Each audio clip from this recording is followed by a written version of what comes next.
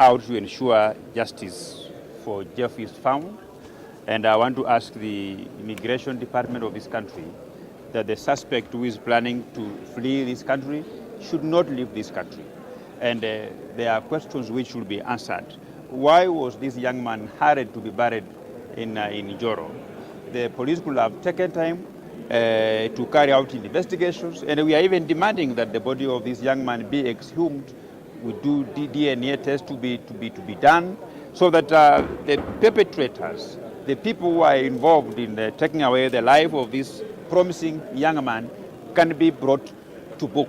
It cannot be that this is a country where a young man whose last address is known, he was in someone's house, then after a few hours or a few minutes, he is found to have been thrown down the high-rise building, and then we are being treated into some circus, into stories surrounding his death. We want the police to do their work and to bring the perpetrators to book. And most importantly, ensure that those who are mentioned, the principal suspects, are not given any opportunity to leave this country.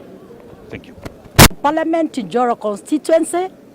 This is a constituency where Jeff was buried hurriedly. We are here as the national members of parliament, led by Kenya Women Parliamentary Association with our colleagues male. We are here heartbroken that our son Jeff was killed, was sodomized, was thrown from a long-story building. Therefore, we are here to remind our CS Kidiki and also to thank him because he took the first action when I communicated to him and told him we need justice for Jeff. Therefore, today as Kenya Women Parliamentary Association with our colleagues male, we are here again to tell our Kenyans, to tell the criminals, they know themselves, they are known, that we are not going to sleep until there is justice for Jeff. We are here with all colleagues you have seen here. Our simple point at the position is whoever the criminal is, we don't care about your connections. We don't mind how many days our son Jeff is in the grave, but we don't care how big the criminals are. But this is the first case we have declared as members of parliament that we must get justice for Jeff.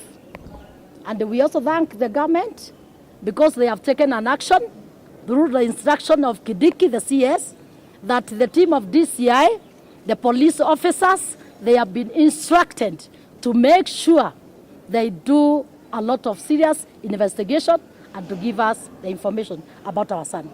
We can no longer sit and watch as our sons, as our youth are being attacked.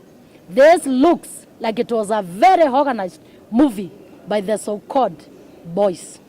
We are aware one of the boys who has been mentioned in most of the cases, he is now planning to leave the country.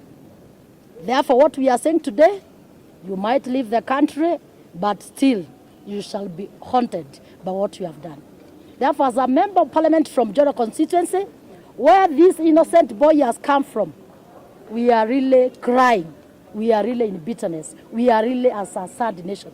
That way today, as members of parliament, we said no to lunch, and we chose to stand here to remind you, members of youths in this country, that we are with youths when they have lost their own innocent colleague.